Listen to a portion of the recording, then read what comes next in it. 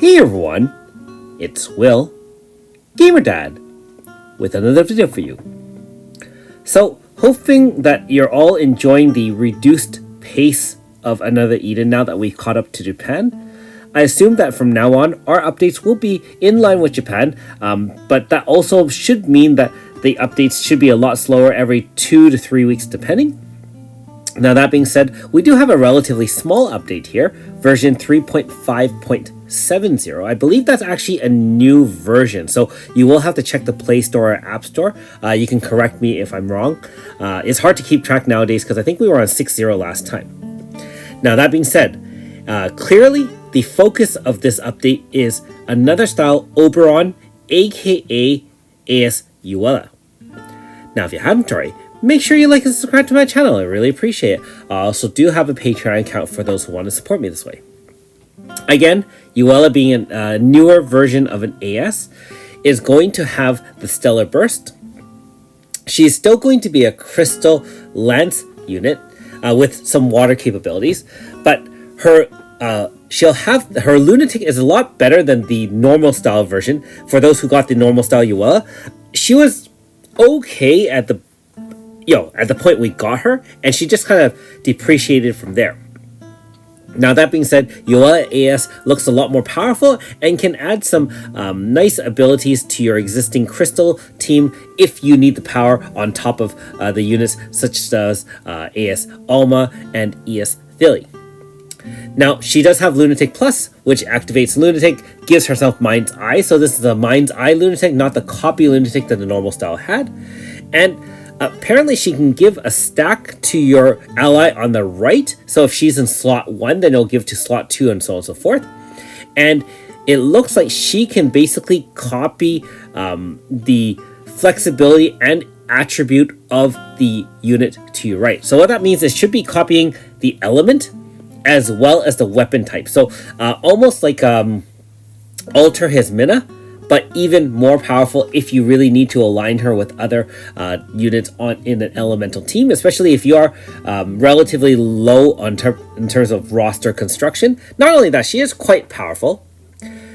The interesting part specifically is the person that you grant this stack to, you will then add 1/6 of the base stats of that unit, excluding HP and MP, to Ewella AS, making her a lot more powerful. I mean, again, we see a lot more of this kind of sharing the stats or a boost, such as, for example, AS Yifa, which was the OG version, as well as some of the newer units out there. This should be quite interesting to see whether or not it stacks with other boosts. For example, say you had Ewella AS with Yifa AS, whether or not that would be stackable or not. There are also other goodies such as guarantee inflict poison and pain on all enemies, ignore target resistance for 5 turns. It'll last for 5 turns. I mean, we have that already with other units, but still a nice bonus to have, especially for newer players or players that don't have all the grass out there. It does apply water res down 50%, crystal res down 50% for 5 turns as well, and it also boosts water attack up and crystal attack up. So type up, type down, which is very, very nice. Remember that this does copy what you've already given that stack to your unit on the right. So for example, if that unit is fire, then you're going to be able to boost a fire team or a water team or a shade team or so on and so forth. So this will allow her to fit in many elemental or weapon type teams, being that she can just basically copy the person next to her. And of course, when she's in Lunatic mode, these buffs will be 1.5 times, so you're going to get 75% up, 75% down with that flexibility, which is extremely interesting. She also does have the standard DPS move, preemptively attack AoE, Crystal 2 times XL. Obviously, it'll be 4 times damage when the unit is poisoned or pained, very similar to my waifu Suzette. It does grant Break, guaranteed crit setting for 3 moves. And of course, same thing during Lunatic, she will do a lot more damage. And so just like most units with a Lunatic version, a lot of the DPS will depend on the Lunatic being active. Of course, you can get around that with the likes of, say, Blood Contract, aka Efi, as well as other ways to kind of keep that Lunatic going. Now, when you have her Stellar SA awakened, she will be able to activate Lunatic at the start of battle instead of pressing a move. Now, I don't know if that means you'll have an additional move be able to be activated through the basic move, which will give her 2 Lunatic stacks. But that is one of the abilities that you can unlock when you unlock her SA board. And in terms of her SA move, this one is a doozy. Crystal Pierce AoE, I guess it's going to be XXL or whatever they call it. Weapon damage up. Damage increased at weak point. This will also give barrier penetration, and it gives all the same buffs and barrier pierce to all allies with that special stack. Now, it also doesn't limit the number of stacks that you can give to other teammates, so I'm wondering if you can just give it and then copy one or more units on your team, or it just copies the last one but still gives that stack. It really doesn't say anything, but I imagine it should only be one stack, similar to, for example, Alter Sukiya, where you can only give one stack to the one unit to convert them completely to fire. During Stellar Burst, the damage is going to be increased, as well as the weapon type boost to 75% up instead of 50%. And it also stacks some separate stack on yourself. And of course, if you activate during Stellar Burst, it will activate an additional attack at the end of turn. So, and that actually plays off how much damage your units with the first stack does. So it looks like the special stack that she gives the enemy, that your teammate that gives copies all the attributes as well as weapon type, you'll depend on that unit to do a ton of damage. And if you SA Stellar Burst, then you'll do additional damage at the end of turn based on the amount of damage that your other unit did. So to make a long story short, she looks like she can fit in a lot of different teams.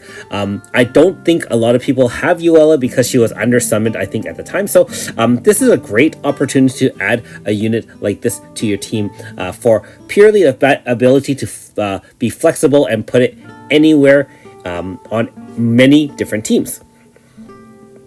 Of course, this information can change at any time, but hoping I'm giving a relatively straightforward or basic overview of the unit. And of course, if I get new or more correct information, I'll update that in my Should You Summon video tomorrow.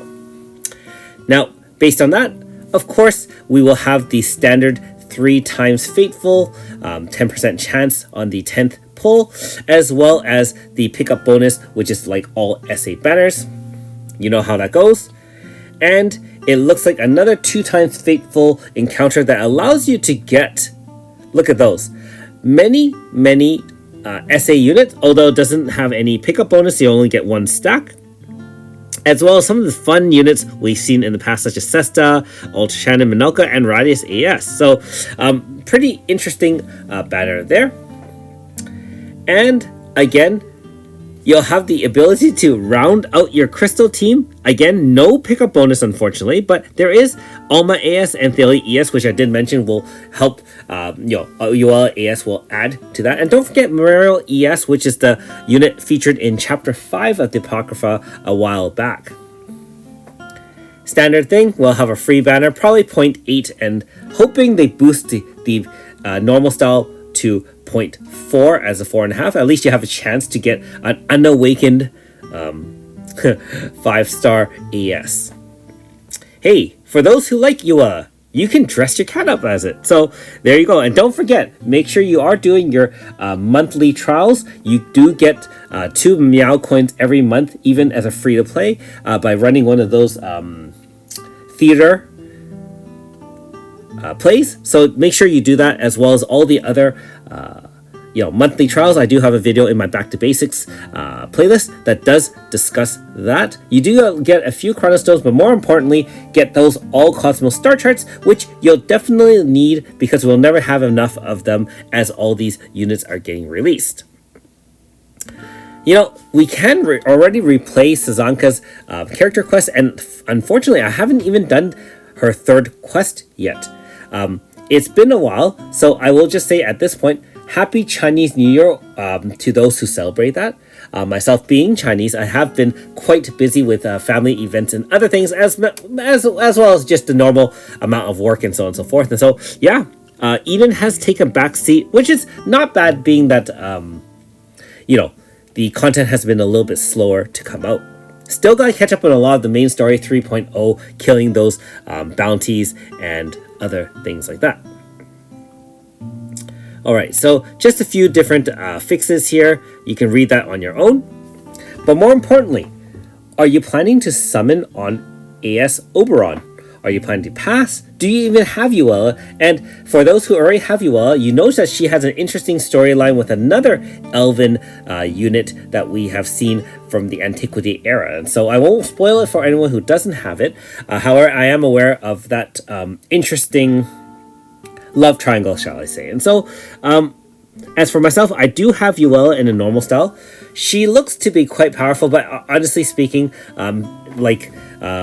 most free-to-plays, I will have to pass on this unit in hopes of saving stones for a brand new unit.